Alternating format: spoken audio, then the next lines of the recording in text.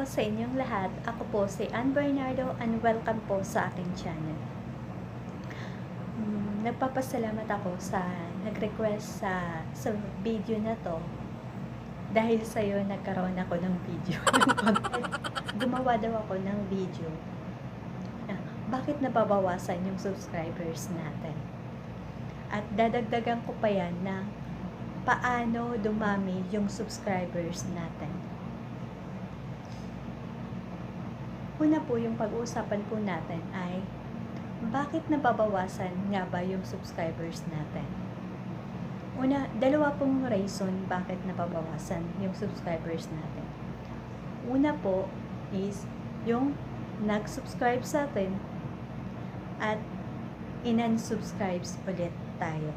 5% po doon. Then, 95% naman po yung kay YouTube mismo. Si YouTube mismo yung nagbabawas sa mga subscribers natin. At bakit si YouTube nagbabawas ng mga subscribers natin? Yan po yung pag-uusapan natin ngayon.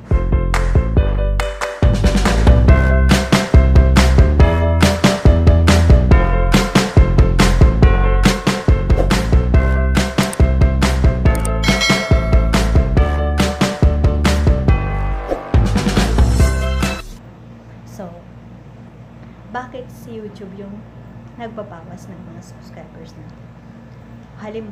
Marami pong dahilan. Halimbawa po, subscribe sa atin,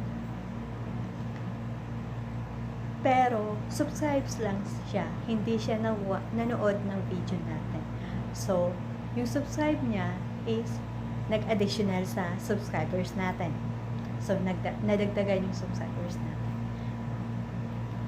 Pero hindi siya nanood ng video Hindi siya nanood ng video natin. Nadagdagan yung subscribers natin. Pero pag nakita ni YouTube na bakit nag-subscribe siya na hindi naman nanood ng video. So, yung subscribe niya is mapupunta sa spam. Sayang, di ba? Sayang yung subscribe niya. So, kaya yun nababawasan yung subscribers natin. Then, pangalawang reason po, nag-subscribe siya, nag-watch siya ng video natin. Pero, 1 minute lang or mabababa sa 1 or seconds lang. So, mapupunta din sa spam yung subscribers niya sa atin. Tapos, yung pangatlong reason po is nag-watch siya, nanood siya ng video natin 3 to 5 minutes or tinapos niya yung video natin. Tapos nag-like pa siya, na-share pa niya yung video natin. Todo effort niya. Pero, nasa atin yung mali. Diba? Nag-subscribe siya, nag-watch siya sa video natin, nanonood siya ng video, sa video natin. Nilike pa niya yung video natin. Todo effort talaga, di ba? Pero, nadagdagan yung subscribers natin. Tapos, tayo yung tinamad tayo. Hindi tayo nanood ng video niya. So, yung ginawa natin is, nag-subscribe lang tayo sa kanya. So, mapupunta din sa spam. Bali, dalawa kayo may spam. May spam siya, may spam ka. So, useless yung effort niya sa'yo, di ba? Kaya, minsan na nagtatanong tayo, bakit ganon? Bakit todo effort ako, pero nababawasan pa din subscribers ko? Yan po yung reason bakit nababawasan yung mga subscribers natin. Kasi minsan, yung mga sinubscribes natin, hindi po sila naging honest. Hindi po sila naging tapat sa isinukli nila sa atin. Kaya yun po, hindi naman po pwede na sila lang yung mababawasan, tayo hindi. Siyempre, nag-subscribe sila sa atin, so madadagdagan yung subscribers natin.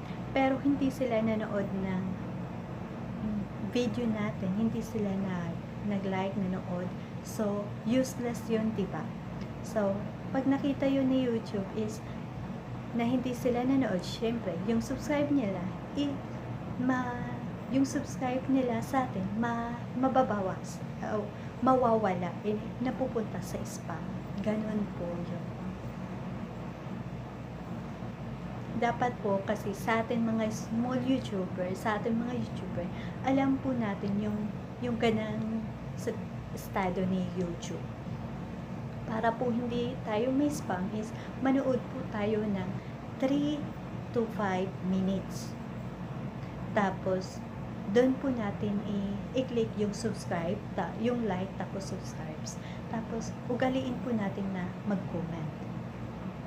Tapos, pang-apat po na reason bakit nababawasan yung subscribers natin is, di ba sabi nga ni Kim Cho, sa classroom may batas.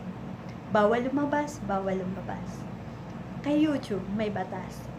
Pag sinabing bawal sub to sub, bawal hug to hug, bawal yakapan, bawal sipaan, bawal. Pag ginamit nyo yung mga term, automatic yan, useless yung mga subscribes nyo.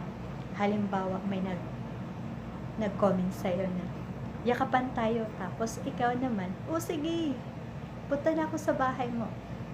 So, malalaman ni YouTube yun na nagyakapan kayo. So, bawal yun. So, yung effort, todo effort nyo talaga. As in, yung ginawa po ninyo is, nanood ka ng video niya, tinapos mo, tapos nanood siya. Naging loyal kayo sa isa't isa. Pero, yung term na ginamit nyo is yakapan, sipaan, hug to hug. Mapupunta po yan sa spam. Ganon po yung ni YouTube. Kaya tayo mga YouTuber, tayo mga small YouTuber, iwasan po natin yung ganon. Madami naman, di ba, mag-comment po tayo yung naaayon sa video na napanood natin. Tapos sabihin mo, bagong kaibigan, pwede na yon. Wag na yung hug to hug tayo, punta ka sa bahay natin. Kasi malalaman yun ni YouTube. So, mapupunta lang sa spam yung pinaghirapan na. Dapat, iwasan po natin yung mga word na ganyan. Pati yung mga emoji, yung bahay, yung shake hands, iwasan po natin yan. Para hindi po mapunta sa spam yung mga pinaghirapan natin. Tapos, yan po yung mga reason bakit nababawasan yung subscribers natin. At ngayon naman po, sasabihin ko po sa inyo yung mga tips para dumami, kung paano dumami yung mga subscribers natin. Kasi ako nag-gain ko yung 700 subscribers, or ngayon 800 na po ako. Nag-gain ko yung 800 subscribers within 5 weeks. So, diba maganda?